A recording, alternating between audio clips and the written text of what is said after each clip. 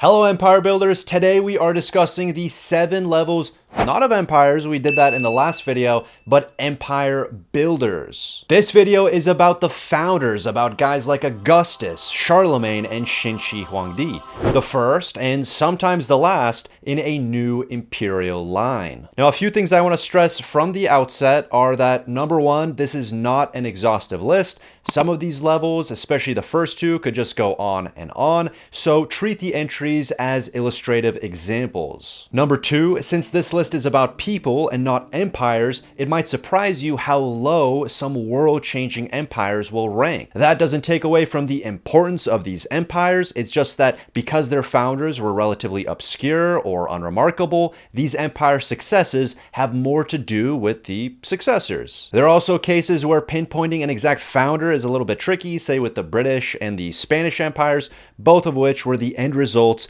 of centuries of colonization, conquest, and marriage diplomacy. But in other cases, say with the Babylonians, the Assyrians, the Islamic Caliphates, or the Han Dynasty of China, there was a founder, it's just that you probably haven't heard of him. And that's because he was overshadowed by the 2nd, the 5th, or the 10th ruler of that empire, who reshaped the empire and maybe the world in his image. And because of all the feedback you guys were kind enough to give me in the last video, I'm gonna try to cover a lot more ground in this one, specifically in Asia and Africa. As such, we have a lot of entries to get through, so I'm gonna try to go through each one faster than I did in the last video. So with that said, let's jump right in. But before we do, I have one favor to ask you, and that is if you're on your phone or your tablet, to go ahead and hype this video. Not exactly sure what that's going to do since YouTube just rolled out that feature, but I guess we'll all find out together. It also really helps out the channel if you like, comment, and subscribe, and hit that bell icon if you haven't already. Where's my bell? Oh. Anyways, let's get started with level 1, the frauds. From the screen to the ring to the pen to the... This is the what the hell were they cooking tier. Dubious empires started by dubious people. Little to no legitimacy, barely any longevity, and bordering on the ludicrous. It has been said that there is but one step from the sublime to the ridiculous, but it's safe to say that all of these entries fall into the latter category. Our first entry is Wang Meng from 1st century China. What he tried to do for the 14 years he was in power was abolish slavery, a commendable initiative we can all get behind, except that he went about it in kind of a funny way. Anybody caught breaking this law became a slave, and then because a bunch of people couldn't afford to get by any other way, they proceeded to sell themselves right back into slavery. We also have Hong Xiuquan from a much later period in Chinese history. This is the son of heaven behind the Taiping Rebellion. This incredibly bloody confrontation took place under the Qing dynasty during China's century of humiliation. And yeah, the figurehead was a guy who believed he was the brother of Jesus Christ. His wasn't an empire per se, making him a bit of a stretch even for this level, but his title, Heavenly King, was a byword in China for emperor. Because of the recent introduction of Christianity into China though, Hong Xiuquan had some interesting ideas about what that title meant. Now this one's almost an honorable mention, but in Europe, right at the start of the Reformation, there was a guy called John of Leyden who comes across as pretty similar to Hong Xiuquan. He proclaimed the Kingdom of New Jerusalem and chaos ensues. I think Wendigoon just made a video about this, so you can go check that out if you want to know more. Also in this level, I would put 3 Roman splinter states. These are distinct from all the Roman generals that during the crisis of the 3rd century made a bid for the throne. These ones simply confuse us with their intentions. They might have been making a bid for the throne, they might have been trying to gain their independence, or even usurp a foreign throne on top of that. First up is Odeanathus. You might not have heard of him, but you've definitely heard of his girl boss wife, Zenobia. Together they established the Palmyrene Empire. As one historian aptly put it, in analyzing the rise of Odeanathus and his complicated relationship with Rome, searching for any kind of regularity or normality is clearly pointless. And as I said, we can't really be sure what his game was because he declared himself King of Kings in the East, so he might have been trying to usurp Sassanid authority, but his successors, his son and his wife, proceed to call themselves Emperor and Empress of Palmyra instead. Similarly, there was a figure over in Gaul called Postumus, who is considered the emperor of the Gallic Empire. Postumus did not make a bid for the Roman throne. He seems to have been chiefly interested interested in the upkeep and maintenance of Gaul. He cuts a pretty competent figure, but he and his Gallic Empire, or whatever you want to call it, along with the Palmyrene Empire, are all put to an end by Aurelian, the restorer of the world, at least the Roman one. We have a bonus fraud case from Gaul that came about 2 centuries earlier in the form of Julius Sabinus, who was actually more explicitly intent on establishing a Gallic imperium or empire, and he claims to have been descended from the love child of Julius Caesar and a Gallic woman. And last but not least, we have Carausius, who about 15 years after the Gallic Empire proclaimed himself Emperor of the North, only for his Britannic Empire, as it's called, which covered territory in Britain, but also part of northwestern Gaul, was brought to an end by Constantius Chlorus, the father of Constantine the Great. Yes, that one. The final entries on this list will dog food from the last video. First up, there's Baldwin I of Flanders, behind the Latin Empire, who ends up dying in the dungeons of the Emperor of Bulgaria. There's Gojong of the Korean Empire, who did attempt to modernize Korea, but unsuccessfully, at least compared to the Meiji Restoration of Japan, which proceeded to conquer the Korean Empire. And who could forget about Jean Bedel Bokassa, who established the Central African Empire, whose rap sheet, which included cannibalism, we covered in the last video. This is the bounce back. Watch Will, y'all. This is the bounce back. That brings us to level 2, the Imperial Pretenders, who have just a teensy bit more legitimacy, or just come across as less ludicrous. That said, levels 1 and 2 are definitely the most fluid on this list. What we got in this level are mostly Chinese warlords, as well as Roman, Byzantine era pretender claimants. Starting off, we got An Lushan, a Tang era general who proclaimed the Yuan dynasty and was, within a year, murdered by a eunuch conspiring with his son. His empire was destroyed in less than a decade after a bloody civil war that resulted in the death of millions. And his is just one of those stories from Chinese history that lives up to that old meme. You know the one I'm talking about. Chinese history be like. Chao Ling takes power.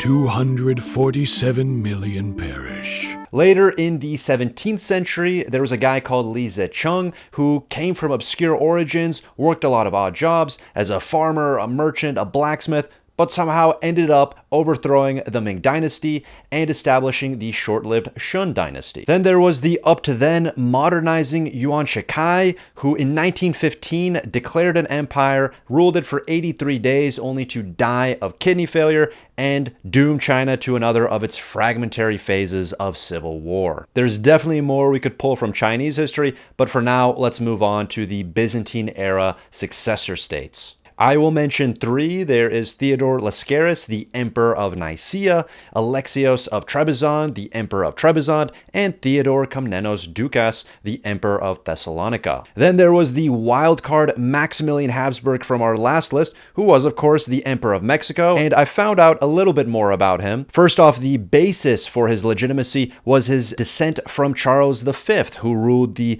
empire on which the sun never sets. Secondly, as you'll recall from the last video, he was courted by the Mexican conservatives who had just lost a civil war and wanted to make Maximilian their guy, but Maximilian proceeded to turn around and enact a bunch of liberal policies, which obviously alienated the conservatives and contributed to his ultimate fate. As for the honorable mentions on this level, they are Alfonso the Great, who ruled the Spanish Empire in the 9th century. Yes, you heard that right, in the 9th century. Canute the Great, who ruled the North Sea Empire in the 11th, and then Henry II, who ruled the Angevin Empire in the 12th. Now, why these figures are only honorable mentions is that none of them actually called themselves emperors. It was just historians who ended up doing that sometime afterward. Level 3 is populated by the Phantoms. They established real empires, their empires lasted, but their memory did not. They did not establish imperial dynasties, and in some cases they are mythical or semi-mythical founders. First up, we have Dido, the founder of the Carthaginian Empire. She is the biggest exception to this level because she is fairly well known. She is the biggest name in this level. It's just that we don't really know if she existed. Like for Hannibal and Carthaginian civilization in general, our best source for Dido comes from the Romans, the Carthaginians' eternal enemies. Specifically, Virgil's epic, the Aeneid, a story about Dido's boyfriend Aeneas, who breaks up with her because he has to go found the city of Rome. And obviously, long distance can be tough. I can see why the relationship had to end, but over the years, not everybody has agreed. Italiam non sponti sequor, I remember he tells Dido, it's about the feebest breakup line anybody ever used. You know, it's not you, babe, I've just got this historic compulsion to go and found Rome. Anyways, Dido's story in a nutshell is that she fled from Tyrian tyranny and proceeded to found the city of Carthage. Similarly, the Japanese Empire has the almost certainly mythical Jimmu, who was descended from a storm god and sun goddess. It is only the 10th Emperor Sujin who is supposed to have been a real historical figure.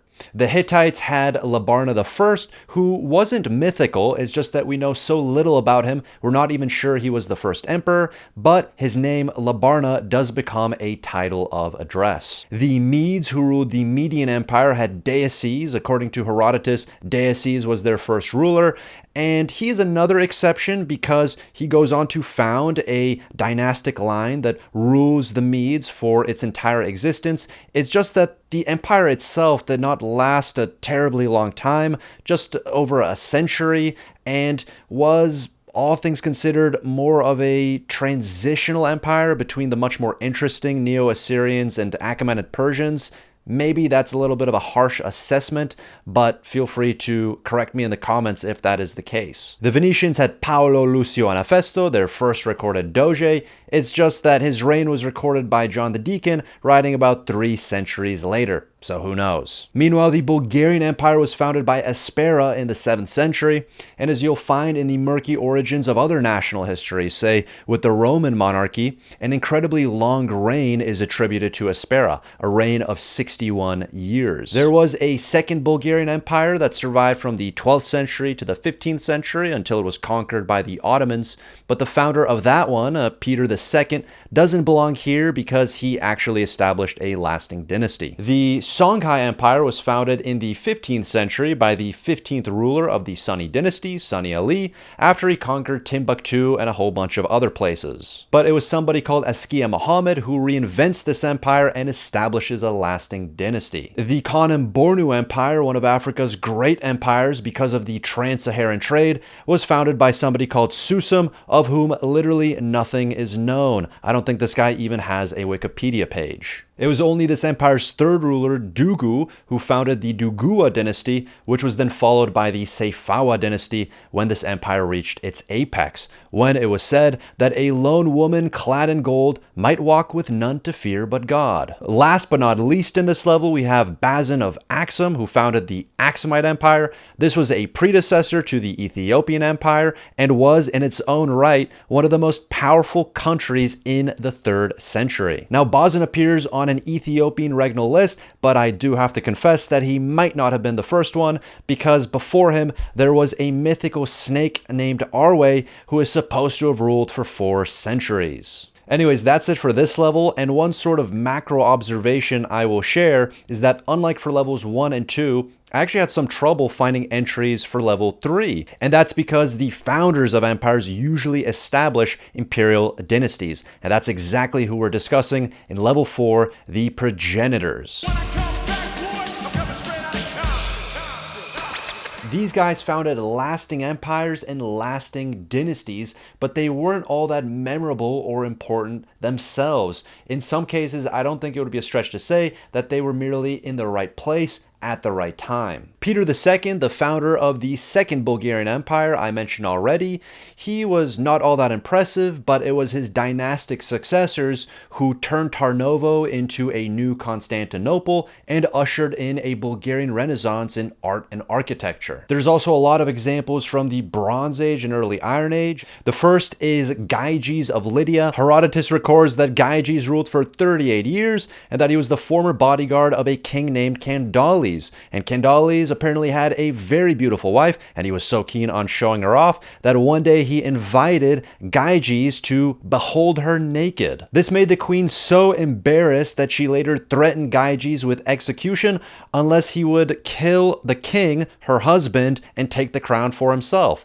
So Gamgee, being a red-blooded Lydian, proceeded to do just that. But despite this colorful story, I think that Gamgee is overshadowed by two successors. The first is Oleates, who doesn't eclipse him in fame perhaps, but at least in importance. He is the first king to mint coins like ever in the 7th century BC. And then in terms of fame, I think that Gamgee's cockchair myth, let's say, is overshadowed by the prophecy that Croesus receives. He is the last king of Lydia. He is told that in attacking Persia, he would destroy a great empire. And of course, he would find out that that empire is his. The Old Babylonian Empire, also known as the First Dynasty of Babylon, was founded by somebody called Sumu Abum. He conquered the great city of Kish as well as Dilbum, and his successor Hammurabi is probably somebody you've heard of. The Middle Assyrian Empire was founded by Ashur-uballit I. Confusingly, the Middle Assyrian Empire is the first imperial phase in Assyrian history. I think this is because there used to be the conception of an old Assyrian empire, but now that part is called the Old Assyrian Kingdom or period. Anyways, Ashur-uballit secured independence for the Assyrians from the kingdom of Mitanni, but it was only under his successors, Adad-nirari, Shalmaneser, and Tukulti-Ninurta, that Assyria attained regional preeminence.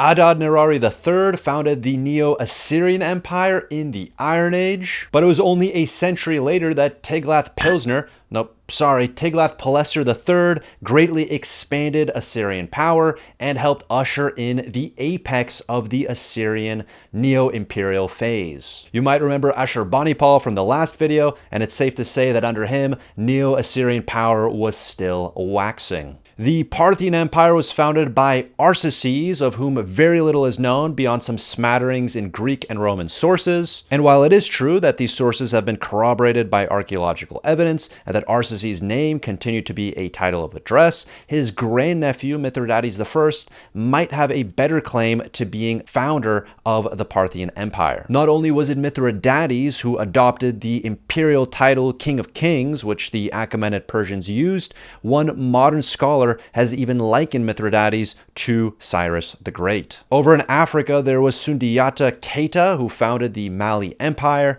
This was another one of Africa's great trans-Saharan empires. It dealt in gold, but also copper, iron, salt, and cola nuts. There is an oral account preserved of Sundiata in the form of the Epic of Sundiata, but obviously he too was eclipsed by his grandnephew, Mansa Musa, who we have all heard of as being one of the richest, if not the richest man in history. The Ethiopian Empire was founded by Yakuno Amlak, who might be considered the final boss of the progenitors, and that is because his dynasty ruled the Ethiopians from the 13th century to 1974, but some would say even longer because they trace their lineage all the way back to the biblical King Solomon and the Queen of Sheba. Supposedly, it was a member of the Solomonic dynasty who slew Arwe, that mythical snake that we talked about earlier. Over in China, we have two entries, both of them named Gaozu. The first Gaozu is also called Li Yuan, and he founded the Tang dynasty.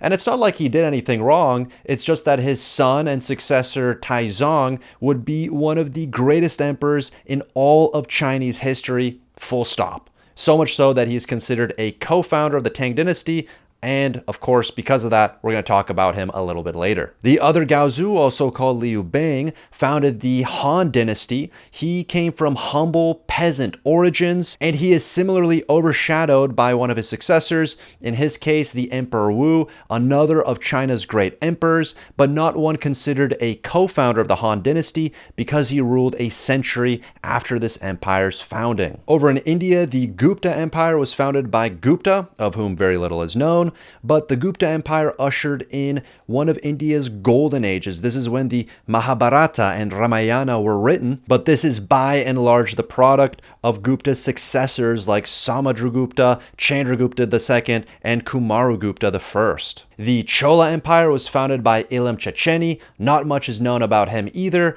but the name of his dynasty, Chola, obviously gave its name to the empire. The last entry from India is Harihari, who founded the, and I've been dreading having to pronounce this one, the Vijayanagara Empire.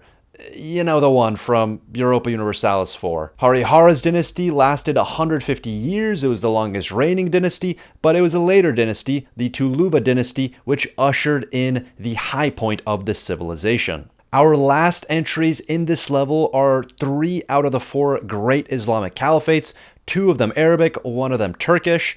Obviously, these caliphates were of worldwide significance. They were responsible for spreading the Arabic language as well as the religion of Islam, but the founders of these 3 caliphates didn't have a lot to do with those caliphates' success. The first of these figures is Abu Bakr, who was the first of the Rashidun caliphs, the rightly guided caliphs. Obviously a very important figure in the history of Islam. He helped compile the Quran. He started the wars with the Sassanids and the Romans, otherwise known as the Byzantines. However, Abu Bakr was only caliph for 2 years. Each of his successors ruled for longer than him, and his military victories can be laid at the feet of Khalid ibn al-Walid, one of the most celebrated commanders in Islamic history, so much so that Abu Bakr's successor, Umar, actually worried about Khalid instigating some sort of military coup. The next caliph is al-Safa, who founded the Abbasid Caliphate.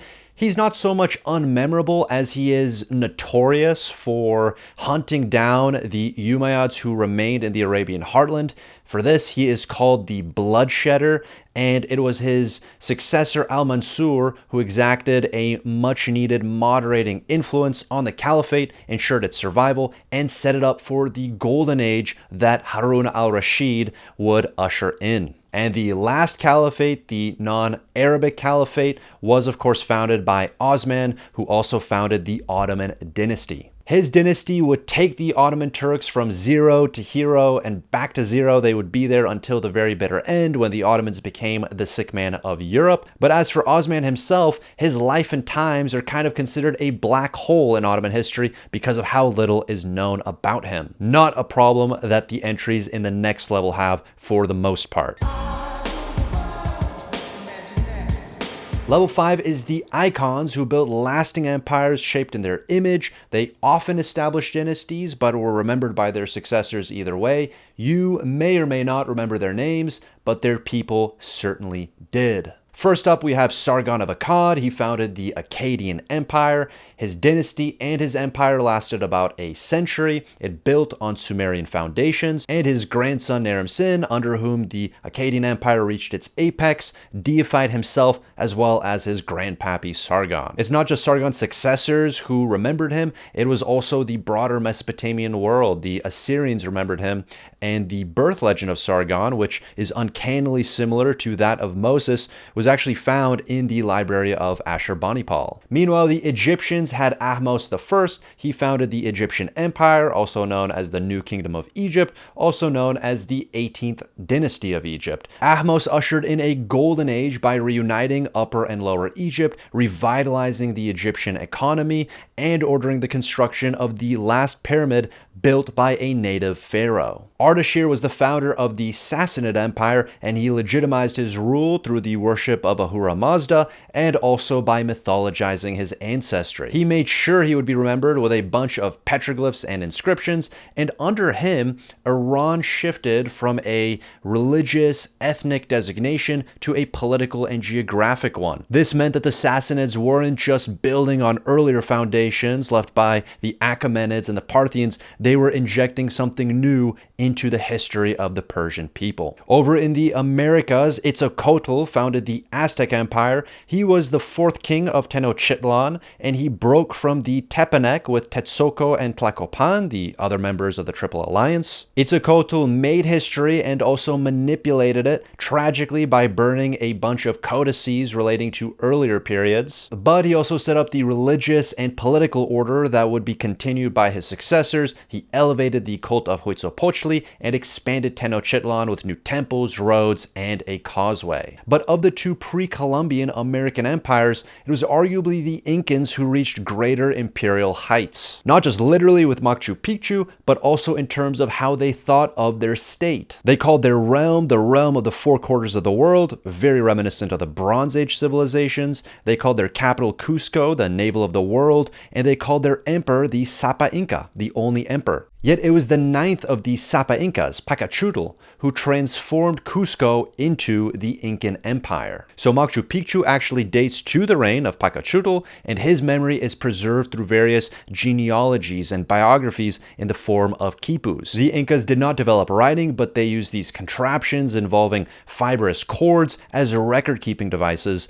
Don't ask me how they work, but they also used them to make calculations, sort of like an abacus. The Zulu Empire was founded by Shaka Zulu, and the military machine he built up in the form of the Ebutho regimental system gave his successors the means to resist colonial encroachment into the 19th century. And his generals spread his military ideas to other parts of Africa, such as Zimbabwe and Mozambique. There are a lot of entries from South Asia and West Asia, otherwise known as the Middle and Near East. These are all going to be great Islamic powers, starting with the Umayyad Caliphate, founded by Muawiyah I. Like the founder of the Abbasid Caliphate, Muawiyah is controversial to this day, particularly among Shias because he butted heads with Ali, but even among the Arabs, he was despised in his day as a khosrow, a secularizing force. Muawiyah was the first caliph to plaster his name all over the empire on inscriptions and coins, and these coins looked a lot like Sassanid coins. It seems that in this way and others, Muawiyah was trying to build on Sassanid foundations. And for all his controversies, Muawiyah kind of cuts the figure of an eminence gris. He said that,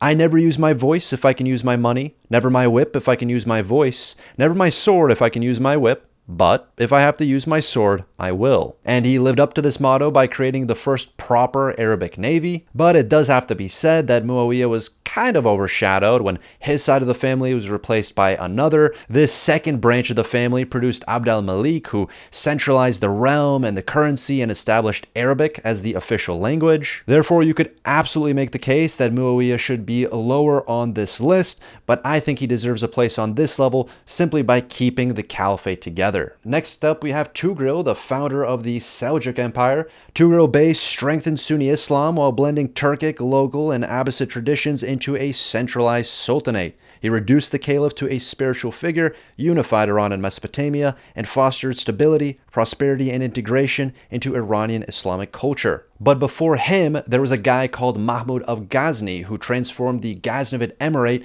into an empire and was the first to use the title Sultan. The Ghaznavids walked so that the Seljuks could run, both in terms of flouting the authority of the caliph and adopting the trappings of Persian civilization. Next up, we have a real conqueror's conqueror, Timur, otherwise known as Tamerlane, the founder of the Timurid Empire. This was Genghis Khan's successor in multiple ways, and also his purported descendant. His conquests were borderline genocidal. He was responsible for the death of millions. He swallowed up 3 out of 4 successor states of what remained of the Mongols, the Chagatai, the Golden Horde, and the Ilkhanate. Thanks for correcting my pronunciation on that one. And yet at the same time, Timur branded himself as a champion of Islam, a promoter of the arts, somebody who spoke several languages while fraternizing with Ibn Khaldun and Hafez. He kicked off what's called the Timurid Renaissance, and he did this while being the last great nomadic conqueror until the rise of the gunpowder empires. And speaking of those,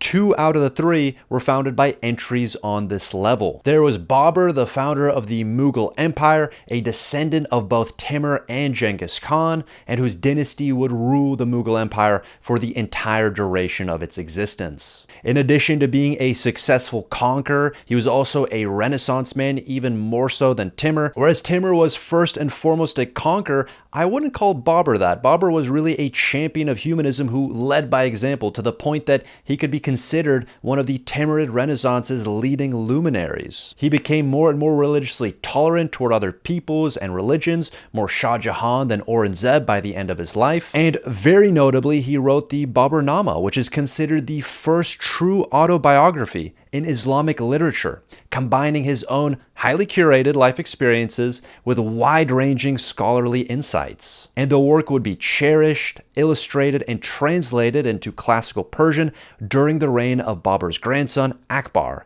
when Mughal civilization reached its high point. As for the second gunpowder empire on here, the Safavid Empire, it was founded by Ismail. The Safavid Sufi order would be the starting point for the Safavid Empire, and the Safavid Empire would be the starting point for modern Iran. By creating a Persian-dominated state that roughly maps to modern Iran, Ismail accomplished what hadn't been done in almost a millennium. Ismail was not Persian himself, he was Turkic Kurdish, but the state that he founded is not considered a Turkic or an Arabic one, of course. It is considered a Persian one, and its official language was Persian. And even though Ismail ended his days as a drunk, lamenting his loss to the Ottomans, the most powerful of the gunpowder empires, the Safavid Empire that he founded would lay the foundations for the modern state of Iran to an even greater extent than the Sassanids 1,000 years prior. As for the last entries on this list, we have Ptolemy, who founded Ptolemaic Egypt, and Seleucus, who founded the Seleucid Empire.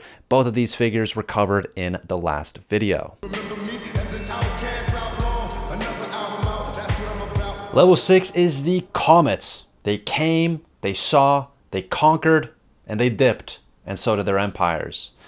But the empires are not the point. It's the foundations that these empire builders left behind for future civilizations. The two that immediately come to mind should be no surprise to you, especially if you watched the last video where we covered them. They are Alexander and Napoleon. We're not going to rehash that here. Instead, let's talk about Emperor Wen of the Sui dynasty. Yes, that is how it's pronounced, not the other way.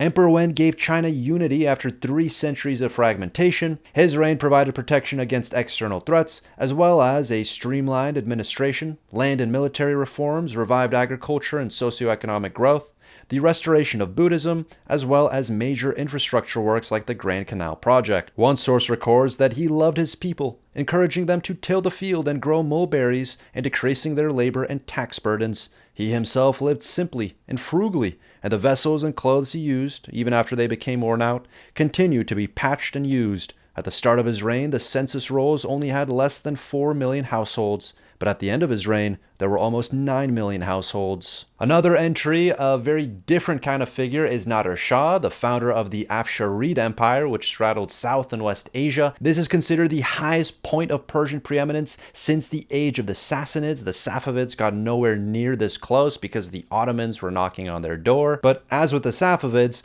this empire was put together by a Turkic conqueror, so kind of funny how that works. Nader Shah has been called the last great Asiatic military conqueror, a second Alexander, and a Napoleon of Persia, which is kind of funny because he died at the same time that Napoleon was just getting started. A British commentator wrote that he was the horror of the Ottoman Empire, the conqueror of India, the ruler of Persia, and all of Asia. Nader Shah was a big fan of Timur and Genghis Khan, obviously, and he in turn influenced some unlikely people, including Joseph Stalin. After he asked a priest whether there are any such things as war and victory over the enemy in paradise, and the priest said no, Nader asked, how can there be any pleasure then? And perhaps the greatest ripple effect that he had was the British conquest of India, because he showed the world, especially the British, that the Mughals were a paper tiger. One scholar wrote that without Nader, eventual British rule in India would have come later and in a different form. Perhaps never at all. Attila Han, who founded the short-lived Hunnic Empire, cuts a similar figure to Nader Shah. He helped bring down the Western Roman Empire, so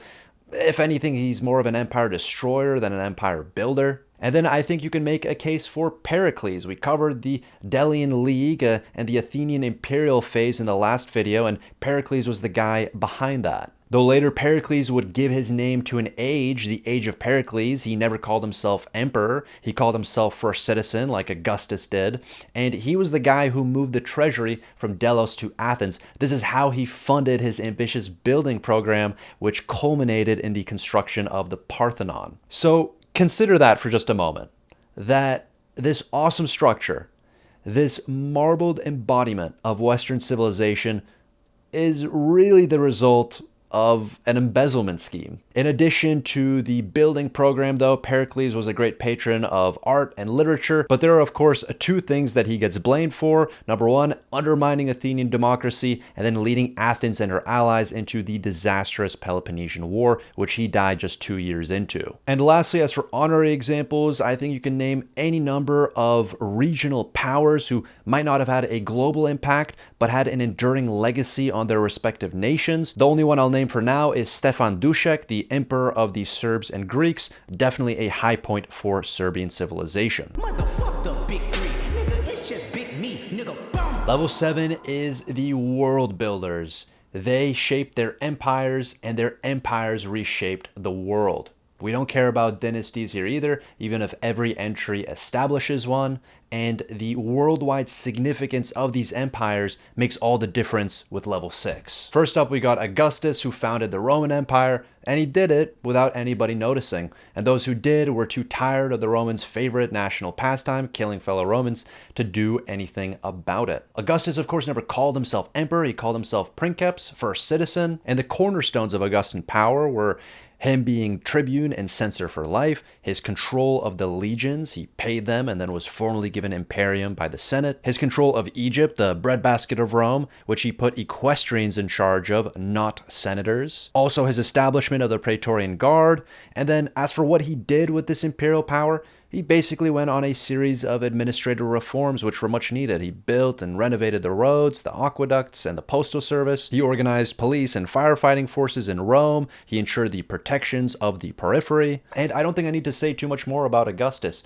His template was the template of the Principate period. The formula for Roman emperors was, may you be as lucky as Augustus and better than Trajan. I think there have probably been a few Roman emperors who asked themselves, what would Augustus do in my shoes? And that's probably true of a great many rulers who never were Roman emperors. I would also put Constantine, that is Constantine the Great, in this level as well. He's kind of a package deal with Augustus because Constantine kind of laid the foundations for the Byzantine Empire, which can also be considered the new Roman Empire, very much a continuation of the Roman Empire, except with the crucial difference that it was centered on New Rome, that is Constantinople, which I believe reached a peak population of 500,000. It had the grain dole. It was later beautified with the Hagia Sophia and fortified with the Theodosian walls.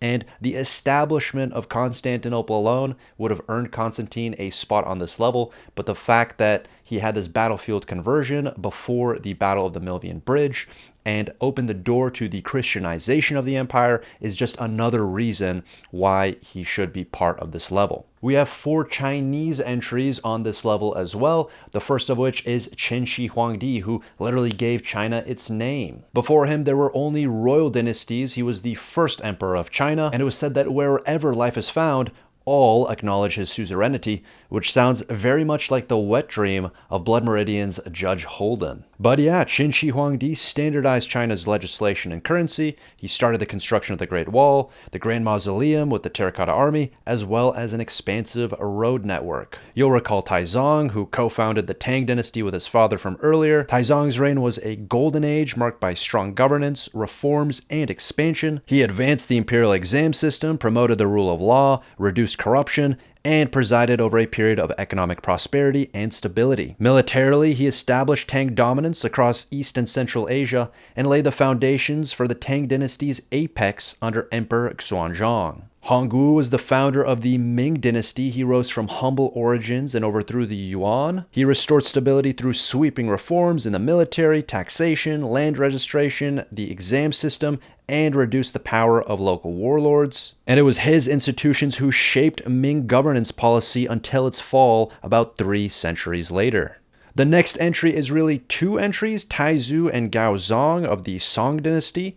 Taizu ended the 5 dynasties warlord period and reunited much of China. He strengthened civil administration, expanded the exam system, established the literati bureaucratic model that defined the Song period, and he favored state building over needless military expansion. Now, Gaozong re-established the dynasty in the south with Hangzhou as its new power base. His rule saw southern China become the empire's new heartland, and it was marked by economic and cultural prosperity that underpinned the southern Song's resilience. As for our final entries on this list, their empires didn't quite make it to level 7 in the last list, but these empire builders themselves do. I guess you could say that the criteria on this list are a little bit lower for what exactly constitutes a world-changing empire. But I think it's fair to say that all of these did affect the world, at least to some extent, even if it's more limited than the superpowers in level 7, which were the Romans, the British, the Arab caliphates, as well as the Chinese dynasties. First up, we got Cyrus the Great, the founder of the Achaemenid Persian Empire, the first world empire in history.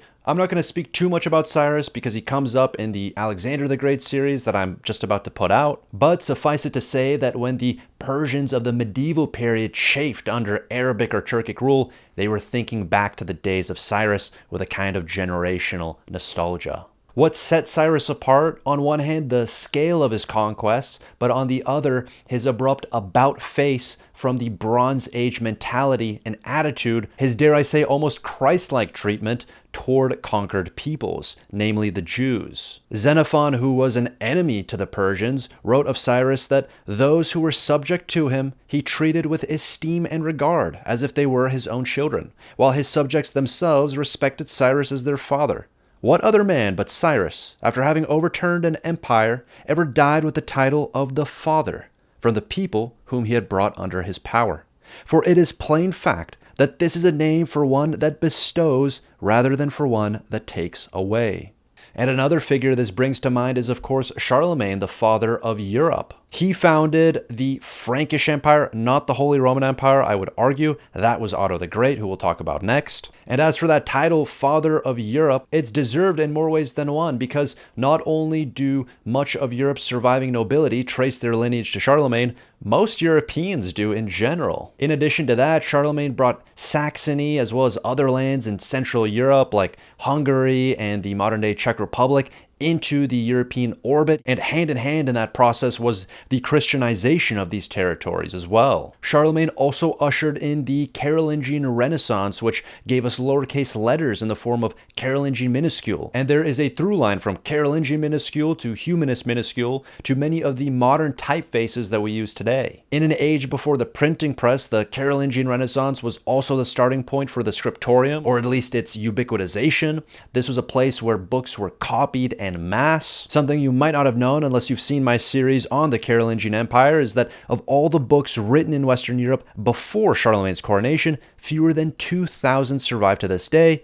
but by comparison, 9,000 survived from the following Carolingian century. Anyone who has read Cicero's Republic or the works of Tacitus, Livy, or Polybius has a Carolingian monk to thank. Next up is Otto the Great, as promised. Kind of a package deal in the same way that Augustus and Constantine are, but in both their cases, they deserve a place on this level. Otto the Great came from Charlemagne's New World. He was a Christianized Saxon who came from a family that was ennobled in Charlemagne's day, and he was the founder of the Holy Roman Empire, which, for all of its decentralization, was the premier medieval state for much of its existence. Cope and seethe, Voltaire. And like Charlemagne, he received a papal coronation. This was an important precedent that Charlemagne set and that Otto the Great was forced to follow. There is probably a world where Charlemagne cloaked himself in imperial power and imperial trappings without papal approval, and one has to wonder what that world would look like. But starting with Otto the Great, every king of Germany basically became a Holy Roman Emperor in waiting, and there also developed a German-based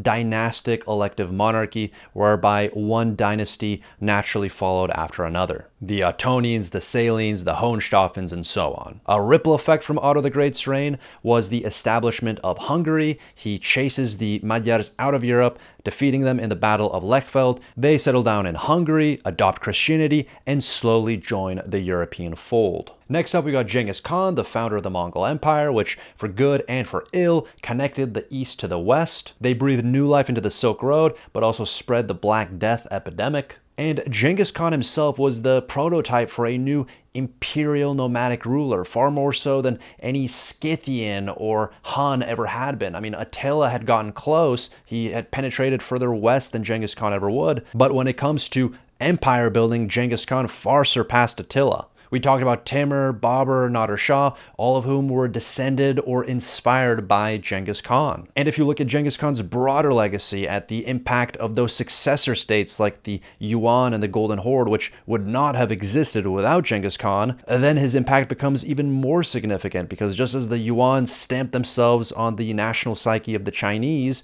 the Golden Horde did just that to the Russians. And that brings us to Peter the Great, the founder of the Russian Empire. And I made the case in the last video that Russian imperialism really goes back to Ivan the Terrible and the colonization of Siberia. Nonetheless, it is Peter the Great who formally establishes the empire, from which there is a through line to the USSR and even to Putinist Russia today. And the craziest thing about all of it is that in a different universe, Russia might not have ever been a great power or even existed at all. It might not ever have recovered after Tartar subjugation. It might not have ever recovered from the time of troubles, the transition point from Rurikid to Romanov rule. In fact, when it came to the question of who was going to be the hegemon of Eastern Europe, a betting man would have put his money on the Swedes or the Poles and Lithuanians. But that contest would be decided by Peter the Great after the Great Northern War, from which Russia emerged victorious. "We have come from the darkness out into the light," Peter wrote to his ill-fated son. "Before, no one in the world knew us, but now they must respect us." And I mean, as for Peter the Great himself, it's hard to think of a better personification of Russia. He was 6 feet 8 inches tall.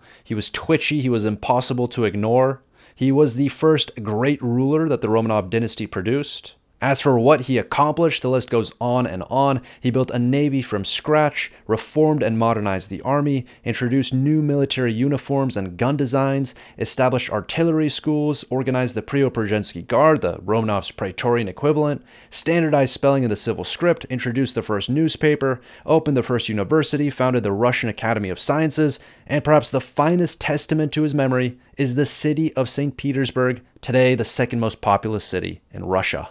The last entry, an honorable mention, is Charles V, the ruler of the empire on which the sun never sets. He came, he saw, he inherited. One scholar called his reign the nearest the post-classical world would come to seeing a truly worldwide monarchy, and hence the closest approximation to universal imperium. But yeah, he didn't do a lot of conquering. He just kind of inherited everything. I mean, he had the hereditary Habsburg Austrian lands. He was elected Holy Roman Emperor. He inherited Burgundy, Spain. Of course, these were the products of decades and decades of masterful marriage diplomacy, but this is the ultimate right time, right place type of situation. I think Charles V actually does cut an impressive figure, but I think his successor, Philip II, is even more impressive. Anyways, that's a wrap when it comes to this list. Thank you if you made it this far into the video. Another big thanks for those supporting the channel as members and patrons. We just crushed the 50,000 subscriber milestone, so we'll be celebrating that very soon. Let me know if you'd like to see more videos in this exact format, the whole 7 levels thing, or if you'd like to see something else. Anyways, thanks again for watching, and I'll see you all in the next one.